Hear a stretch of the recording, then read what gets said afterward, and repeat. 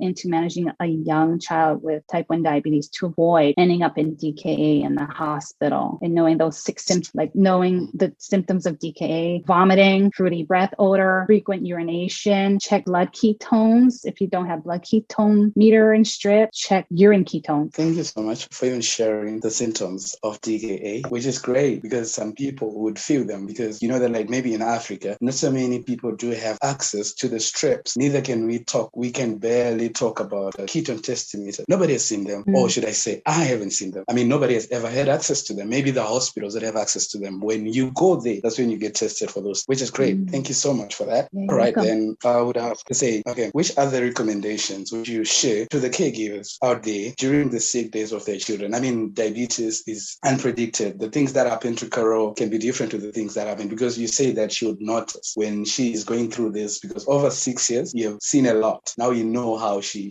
works, how she operates. So what other recommendation can you give? I mean, the general recommendation to parents or caregivers with a child who is probably sick. In addition to like kind of just know, like have a sick plan ready to go, like just draft it up and like have a plan of action, and just maybe make a bullet point list, print it out, put it on the fridge, anywhere that anybody in your house has access to, or your babysitter, your caregiver, grandparents, whoever helps take care of your type 1 child. If you have that luxury, we don't, but knowing the symptoms of DKA, and you can go to diabetes.org. I don't usually mention other organizations because it's my own personal issues or whatever. And just, ask your endocrinologist to help you make a sick plan day so you know what to do. And then just try to be prepared as best you can, and keep, those 0 carb electrolyte drinks. Like we have Vitamin Zero. We just bought a case from Costco the other day. You can try like Pedialyte 0 carb. So again, everything has carbs in it. If something says sugar-free, doesn't mean it's carb-free. And newly diagnosed should know the difference between sugar-free and carb-free. And try to keep moderate carb to high protein foods in stock. Maintain insulin needs, because your child, like type 1 diabetics, still need, certain amount of insulin. That level you got to work out with your endo to help heat off those acidic ketones when they're sick. And normal blood sugars, everybody's range is different, but normal blood sugars when sick, you can still have ketones. So that's important to keep in mind too. Wonderful. That's brilliant today. Okay. We often know that World Health Organization stands so much, and it's almost regulated. It gives recommendation to schools. I mean, so many nations to follow. If they follow, things will just go well, because as we know that it's World Health Organization, they often have recommendations. So like I would want to maybe hear from you to say, what is the role of the parents? Usually schools are recommended to comply with legal protections for children, adolescents with type 1 diabetes to attend schools, to be safe at school, and to receive optimal medical management. And there are situations where some schools are non-compliant or they're just ignorant. What then can you say? What is the role of parents in such situations? This is a tricky question, because I think almost every single family, including ourselves, I mean, we've been through the ringer with the current school, her current new school. It got so bad at school with her lack of care. I'm going to be very straightforward. A lack of care. She had over 8 episodes of severe hypoglycemia. We're talking under 55 mg/dL for her, to where she just wants to lay down wherever she is. And despite our IEP, despite getting our new endocrinologist school orders revised, not just due to typos, but to make it more fine-tuned for her needs, her individual needs, despite doctor's orders, despite an IEP, her needs weren't being met at school. So that's when we're like, okay, it's time to get a special needs attorney. It's important that every parent, especially in the US, is well informed of their child's right. And don't take the term disability as a bad term. It's not. Our children have rights, because diabetes is covered under Section 504, disability rights in America. So take advantage, recognize and know your right. Get a special needs attorney if you feel like your child's needs aren't being met in school. So we did just that. That's how we got her designated RN. I didn't think they were going to find an actual RN. I was asking for an LVN, a licensed vocational nurse. So this was one step even further. The new RN is working out fantastic. She's amazing.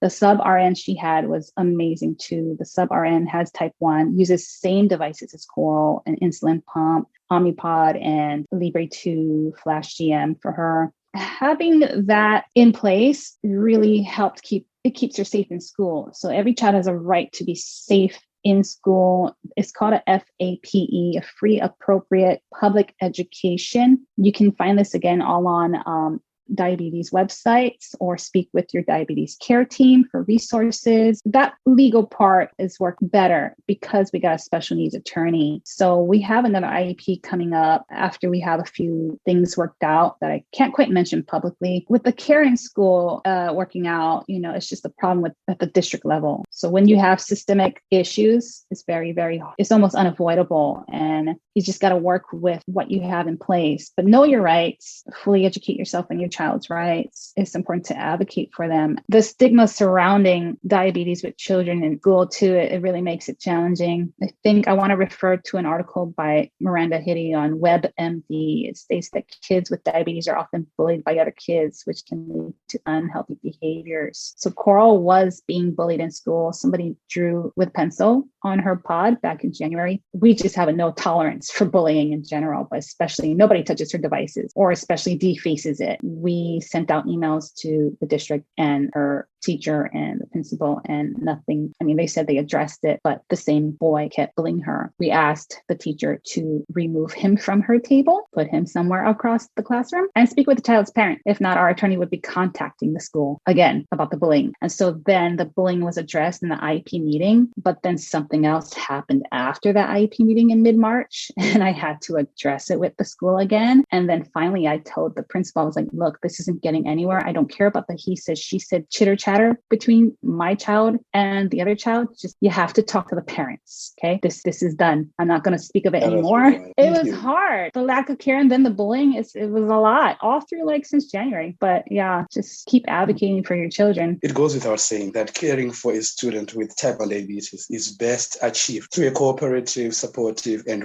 respectful relationship between the key stakeholders, one that involves the parents, the school board, and the medical team. So now kindly share with the audience how such cooperative and supportive partnerships could help improve diabetic quality of life. There's a lot of talk of this. I received a lot of positive feedback from many T1D adults online. I'm very grateful for that. They tell me of their experiences with either their mom or dad being too strict with their foods because they either don't know or maybe further educate themselves on different carbs and how to achieve. You can still achieve great levels of BGs, eating all foods in moderation with careful carb counting, bolus calculations, timing the bolus, learning how to work those 10 pesos of pumping insulin. And the key component to supporting children with diabetes, for us parents to fully educate ourselves of all the basics of T1D and continue learning and growing their mindset with their child. I always tell Coral, true friends and other caregivers also show their support by learning T1D basics, such as they need insulin to live, fast carbs for low BGs. It can even be a simple gesture as stating the nutrition label off the packaging of a shared snack or potluck item with the carbs written on a card for that special loved one with T1D in your life. This would make a world of a difference for families like us, and know that we would also return the sentiment in full gratitude. And also, once a person living with T1D or any type of diabetes or chronic illness can find a few genuinely supportive people in their lives, they will feel that they're not alone and that they can learn how to manage, not necessarily control this chronic disease. And it is up to those around us whom we constantly try to educate to also get more involved and try to help us out. I mean, if it takes a village to raise a child, then it takes a whole city to raise a T1D child. So any essence of them trying to further educate themselves, it helped big time. It's indeed. I mean, that's a great contribution. I mean, this is really amazing. And thank you so much. I mean, we cannot thank you enough for this. Maybe as one of my greatest allies in advocating for insulin for all and other causes, you also advocate, try to encourage people to get vaccinated, stuff like that. So it's an active and a very passionate caregiver who got engaged, got involved in the advocacy for global health movements such as insulin for all. What would you advise to other families with children living with diabetes? I mean, we know that things will only change if people join to advocate for proper access to health. What can you say? Well, thank you. And likewise, Tana, you're a super strong advocate too. I guess it would help to share how we got started with advocating. I mean, shortly after Coral was diagnosed in March 2016, we came across ignorance from first my mom's boyfriend, who she's still with in the PICU. They say ignorant things like, well, at least it's not cancer, or what'd you feed her, mama? All kinds of crazy ignorant comments.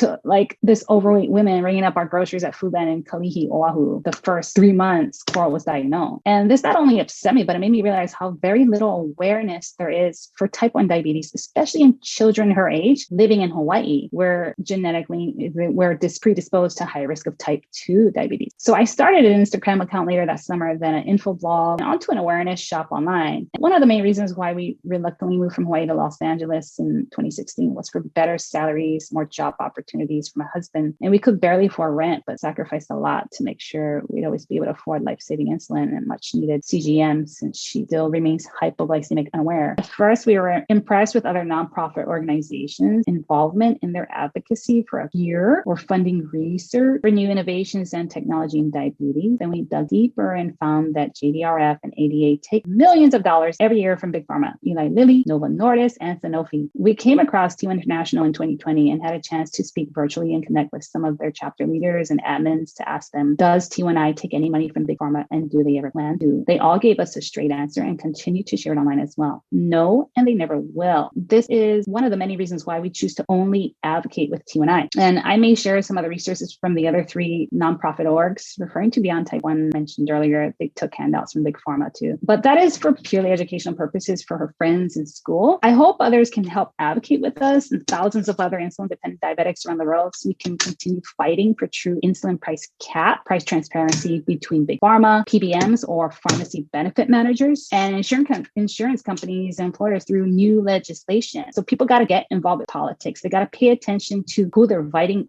for. There's over 30, almost all the Republicans voted no on a co-pay cap. So they got to pay attention to that. And both T2D and T1D diagnosis rates were rising before this real pandemic, especially with COVID triggering either type of diabetes, both type 1 and type 2. For several medical journals, including from Nature, The Lancet, NIA, diagnoses are increasing exponentially. So eventually, almost everybody's going to know somebody with either type of diabetes, including type 1. Diabetes remains an epidemic. It would be in the best interest for anyone to be informed, educated, and aware of the insulin crisis of first world country like the US. I don't know if we have time to share, but I sent you other ways that people can help advocate with us with T1 International. But indeed, we are going to remain resolute and stand in solidarity with T1 International as we advocate for proper access to healthcare, and with our goal to say that we do not take any funding from the pharma. Otherwise, they're going to cripple us. We are not going to be effective in the realization of insulin for all.